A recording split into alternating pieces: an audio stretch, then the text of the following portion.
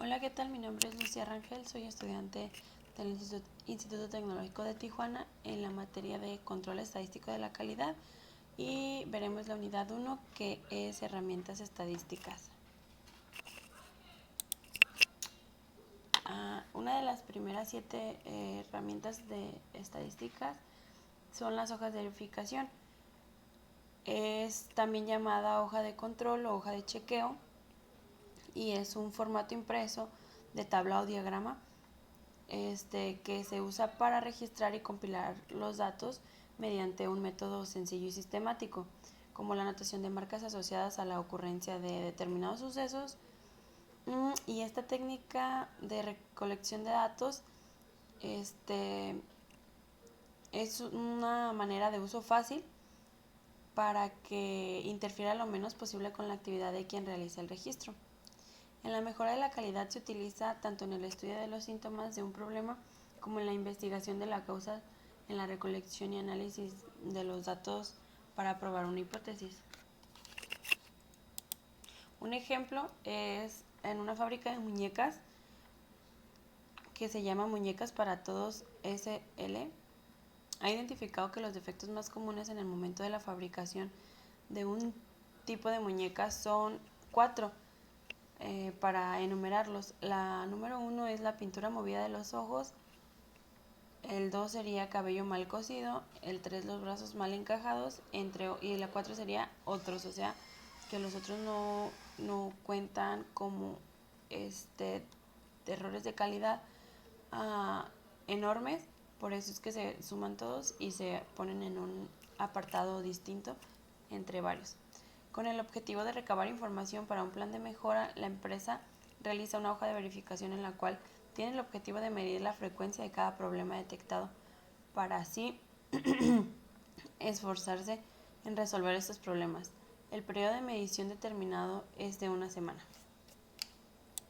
Y aquí tenemos la representación gráfica de los datos. Por ejemplo, aquí tenemos una tabla donde dice el defecto, los días que se revisa, que son 6 días, y en cada una de ellas está anotada la frecuencia en que aparecen esos defectos. Por ejemplo, la pintura movida en los ojos, en total fueron 36 veces.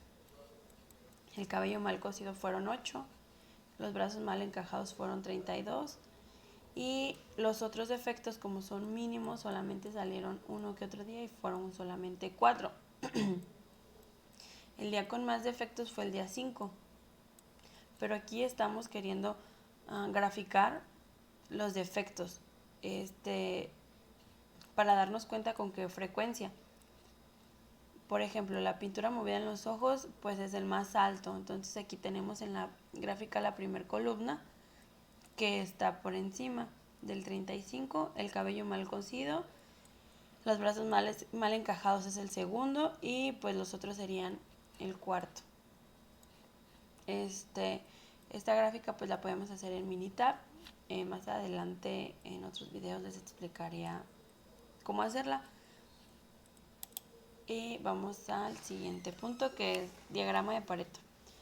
Principio de Pareto o regla de Pareto nos dice que para diversos casos el 80% de las consecuencias proviene del 20% de las causas. No son cifras exactas, pues se considera un fundamento empírico, observado por Vildredo Pareto y confirmado posteriormente por otros expertos de diversas áreas del conocimiento. Algunos enunciados clásicos de la ley de Pareto son: el 80% del éxito proviene del 20% de tu esfuerzo, el 80% de tu ingreso proviene del 20% de tu esfuerzo, el 80% de los ingresos que se generan con un 20% de los clientes, el 80% de las ventas se genera con el 20% de los productos. En una situación problemática, el 80% del problema se genera con el 20% de las causas. El diagrama de Pareto consiste en un gráfico de barras que clasifica de izquierda a derecha en orden descendente las causas o factores detectados en torno a un fenómeno. Esto nos permite concentrar nuestros esfuerzos en aquellos problemas que representan ese 80%. En este sentido, utilizamos el gráfico de Pareto para la mejora continua el estudio de implementaciones o cambios recientes, como estaba antes y como está después, el análisis y la priorización de problemas. ¿Qué quieren decir con estos? Pues que en una empresa tal cual siempre estamos buscando la mejora continua, pero para poder tener una mejora continua, pues tenemos que tener una evidencia de cómo está antes y cómo está después de la implementación de la mejora continua. Pero englobando esto, pues tenemos que hacer un análisis de la priorización de problemas, que quiere decir qué problema nos está afectando más para atacarlo principalmente. O sea, irnos enfocados a el problema que ahora sí es el 80%. Un ejemplo sería en el Hotel Brisas del Mar. Han recibido en el último semestre numerosas quejas sobre el servicio. Esto está afectando negativamente el desempeño del sistema de gestión de calidad, repercutiendo negativamente en la satisfacción del cliente. Las quejas son variadas, así que los responsables de procesos se reúnen y deciden hacer un diagrama de Pareto para determinar la causa predominante y trabajar sobre ella. El equipo de trabajo recopila las posibles causas del problema a través de listas de verificación, resultados de encuestas, quejas, etcétera, y también con la frecuencia con la que ocurren. Aquí tenemos la tabla ya con las quejas y la frecuencia, el porcentaje y el porcentaje acumulado. Mala calidad del servicio de recepción, 10 veces ha ocurrido. La comida está fría, 4 veces es la frecuencia. Sábanas están sucias, 2 veces es la frecuencia. El personal del restaurante es grosero, es 1. La información sobre excursiones es insuficiente. Aquí esta es la más alta, que es 20 veces ha ocurrido. Subieron los precios 5 veces. En el porcentaje, pues igual vemos que aquí la información sobre las excursiones es suficiente, es el 48%, que tiene el 88% de porcentaje acumulado. Entonces quiere decir que la información es poco, la información sobre las excursiones es insuficiente, pues está aquí. Entonces, con este de izquierda a derecha en orden descendente, nos podemos dar cuenta qué problema vamos a atacar primero, y qué sería en este caso en el Hotel Las Brisas, pues que la información sea más detallada, que estén a tiempo, que haya, no sé, publicidad para que se den cuenta de qué es lo que manejan, con precios detallados quizá para que puedan, para mayor comodidad de los clientes, y bajar a, no sé, que todos estén en el 20%, entonces ya no nos causaría tanto problema en lo que es el sistema de gestión de calidad. Pero aquí claramente pues podemos observar que el 80% de nuestros problemas es la poca información o la información suficiente sobre las excursiones.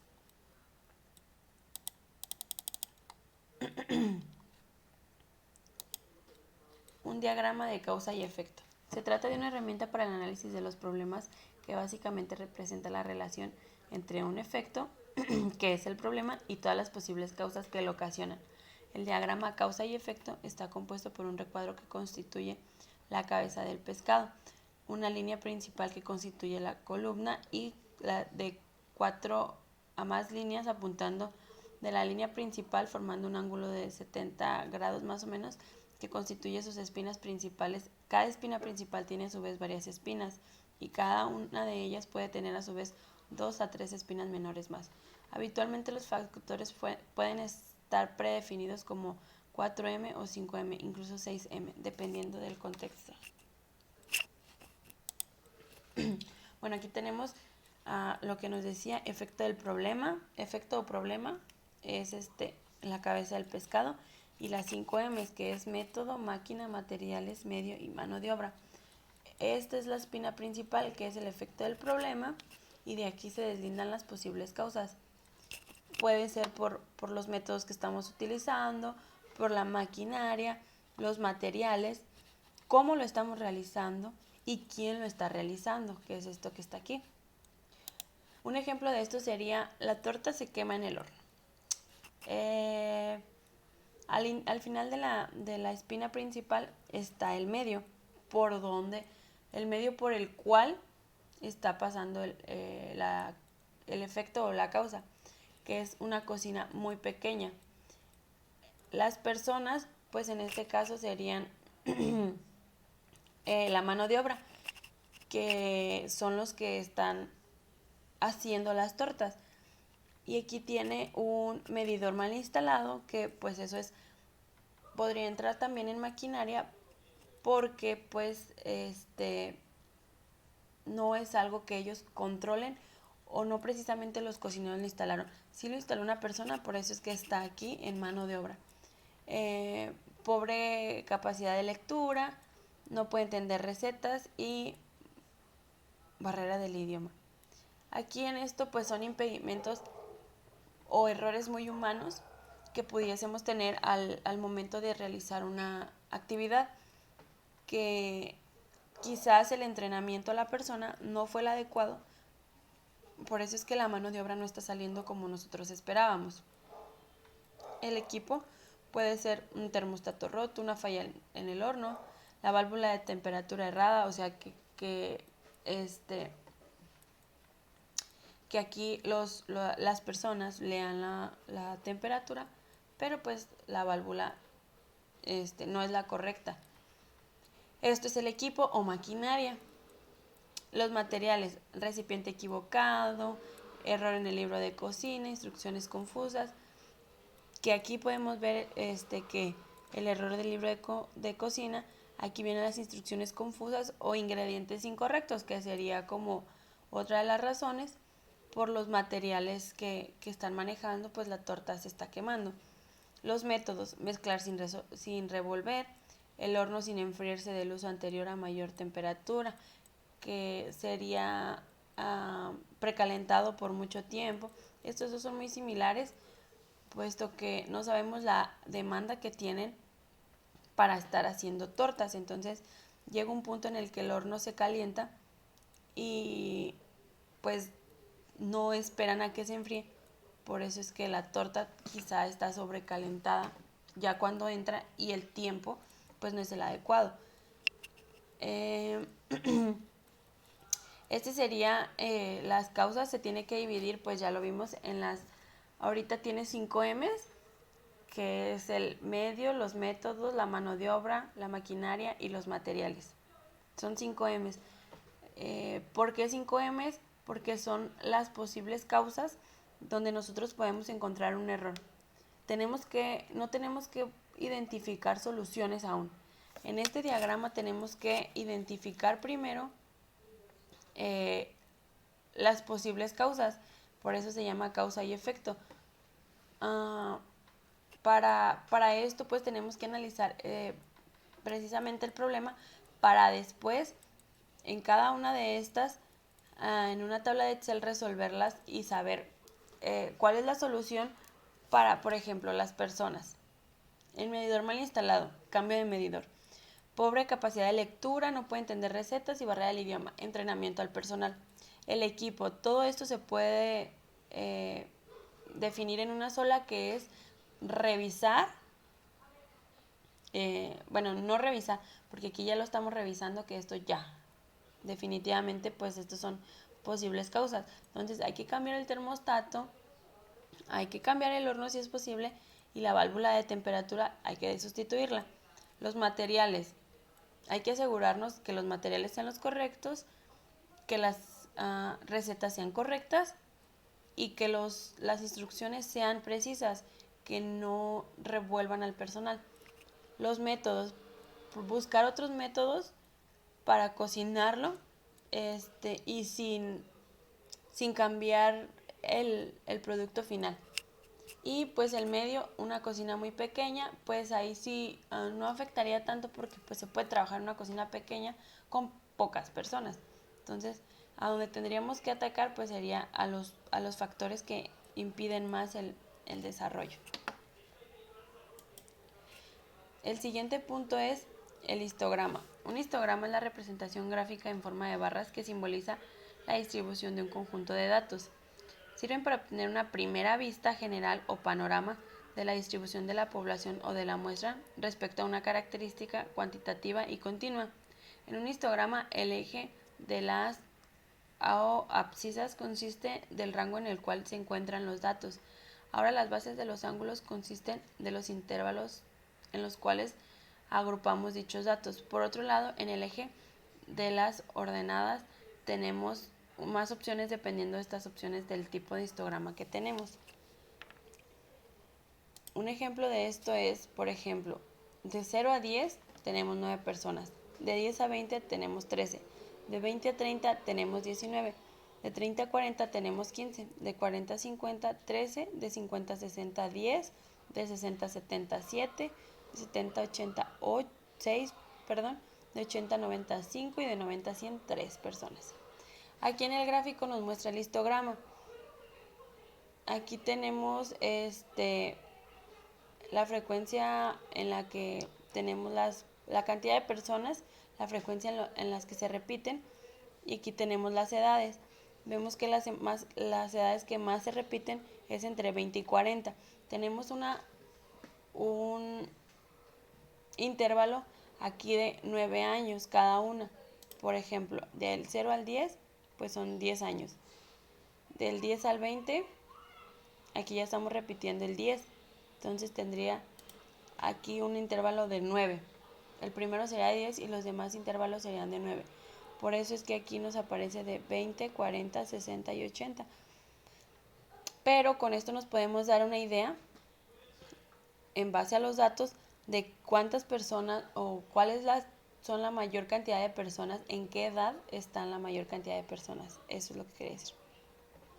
Y vemos que están entre 20 y 40. Esto solamente nos sirve para darnos la idea desde afuera del panorama de cómo es que está distribuido los datos. En este caso, pues edades. Pero puede ser con cualquier otro dato que querramos ver. Pues podría ser en la industria también los defectos, como por ejemplo en las muñecas, cuáles lo podríamos utilizar también para saber que el defecto de que mayor se repite, pues era el cabello mal cosido, y estaría pues ahora sí que en este lugar. La diferencia es que aquí ya no tendría intervalos, porque no estamos hablando de números, estamos hablando de causas o de defectos o eventos. Aquí estamos hablando de una cierta cantidad de números. Es por eso que se utiliza este gráfico y es más apto para características cuantitativas, o sea, números.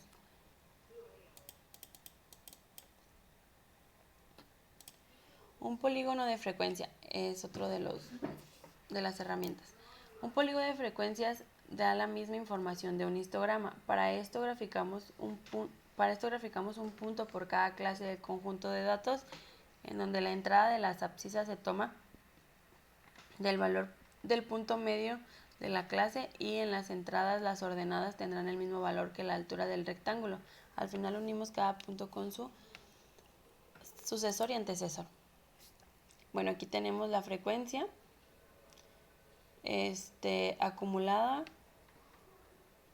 y nos da otro dato más,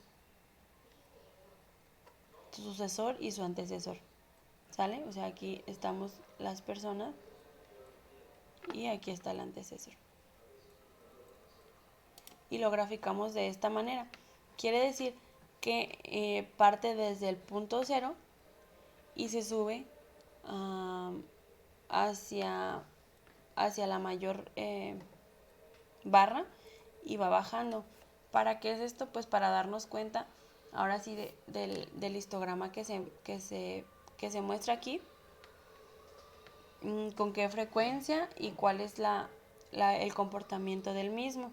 Es exactamente lo mismo que acá, pero la diferencia es que aquí nos marca la curva. Y sirve para lo mismo. Es un extra para graficar. El diagrama de dispersión.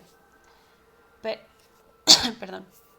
Permite estudiar las relaciones entre dos conjuntos asociados de datos que aparecen en pares, por ejemplo, X, Y, uno de cada uno. El diagrama muestra estos pares como una nube de puntos. Las relaciones entre los conjuntos asociados de datos se infieren a partir de la forma de las nubes. Una relación positiva entre X y Y significa que los valores crecientes de X están asociados con los valores crecientes de Y.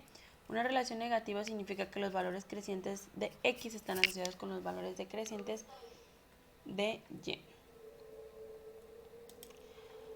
La correlación no es más que cómo se relacionan ambas variables entre sí. En la tabla siguiente te muestro algunos tipos de correlación. Posible correlación negativa. Un aumento de X provoca una tendencia de disminución de Y.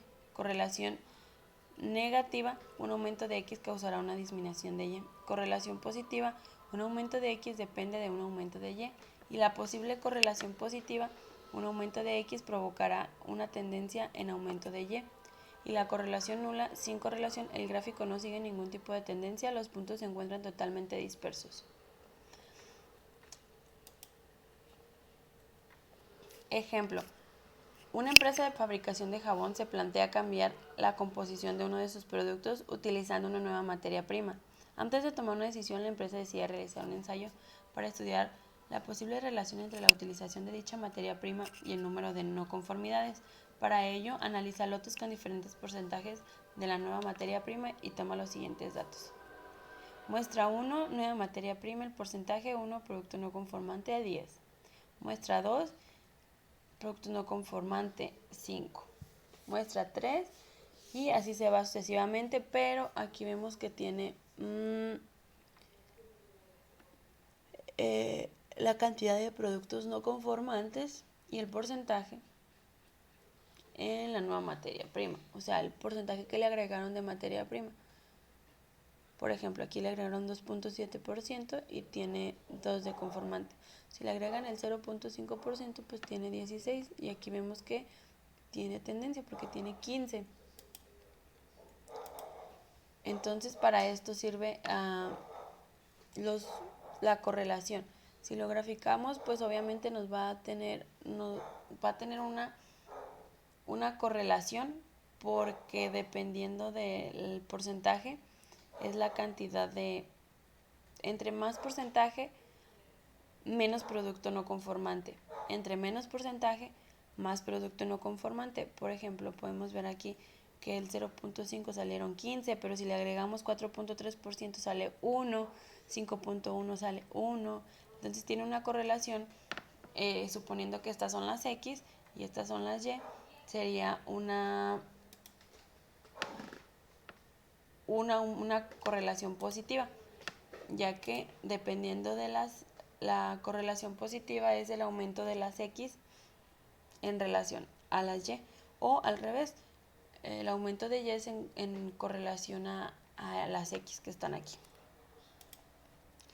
La estratificación es clasificar o agrupar los datos con características coincidentes en grupos o estratos. Sirve para facilitar el trabajo antes de usar otras herramientas como pueden ser los histogramas o los diagramas de dispersión. Y tenemos tipos de muestreo estratificado, proporcionado o proporcional. La muestra deberá tener estratos que guarden las mismas proporciones observadas en la población.